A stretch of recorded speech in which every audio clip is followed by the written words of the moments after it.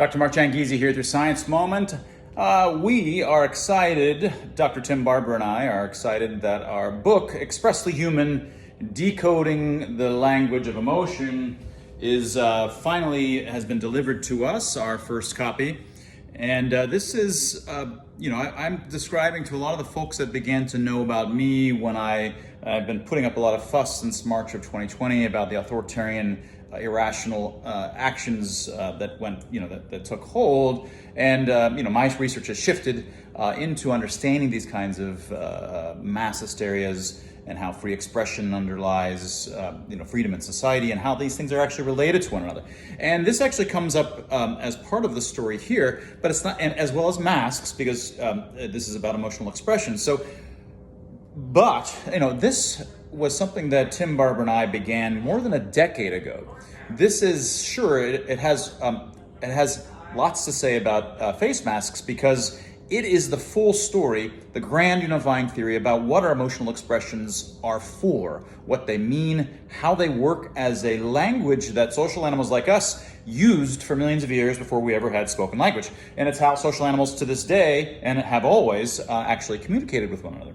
And it's understanding that from ground up. That's the substantive academic discovery that he and I have made, and we hope it will make waves.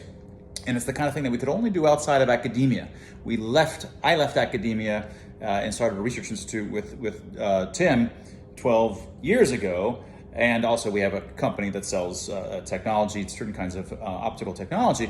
But it was so that we could have the kind of freedom to do huge, large-scale projects that really come to some kind of grand unifying theory and overturn previous ideas. And so that's really what this is.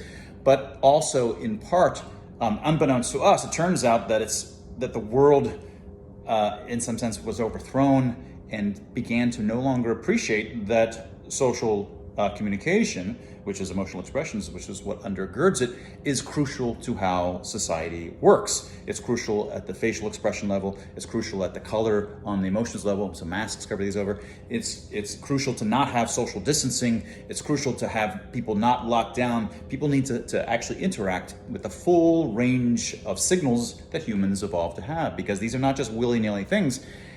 They're part and parcel of how not only we communicate with others, but how society as a whole finds the truth is through billions of these kinds of pairwise interactions of emotionally expressive conversations with people.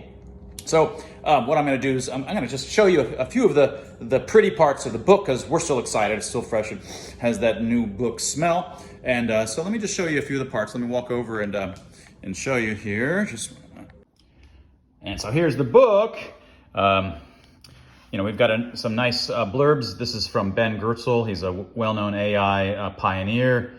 Intriguing and provocative, a singular contribution to the literature on the cognitive and social aspects of emotion. On the back, we have the sort of blurb down below.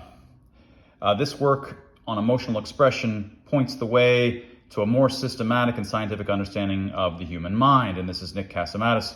He was the former head of Samsung North America's AI research, as well as Yahoo's AI research.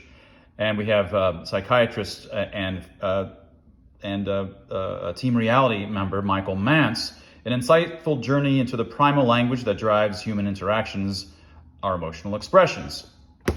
And we even have Naomi Wolf, a deep examination of the power of emotional expressions that masks cover, from a scientist who has been a thoughtful, well-informed, and dedicated voice continually on the vanguard of analyzing the harms of the post-2020 era.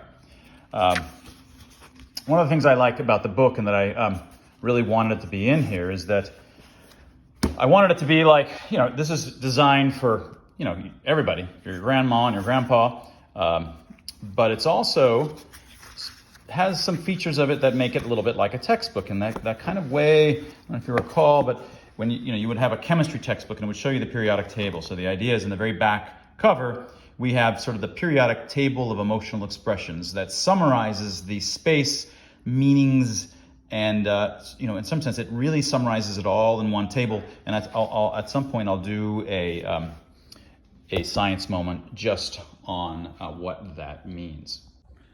So get yourself a copy. Again, as I've talked about before, I am now a pariah amongst science journalists and amongst mainstream science journalists and amongst certain kinds of scientists in academia, because I spoke up when 2020 hit. I wasn't afraid. I was already with my colleague Tim Barber at my own research institute. I didn't have to beg for grants from the government. I didn't have all of these colleagues around me that I was afraid that they would take me down and cancel me. I am cancel-proof, and the reason that I'm cancel-proof and that I've been able to carry on saying what I want to and defending freedom and trying to fight to research to understand how it really works, and this is part of that story, is because I was independent. So get yourself a copy, help me spread the word, because if you don't, the science journalists are definitely not. And that was your science moment.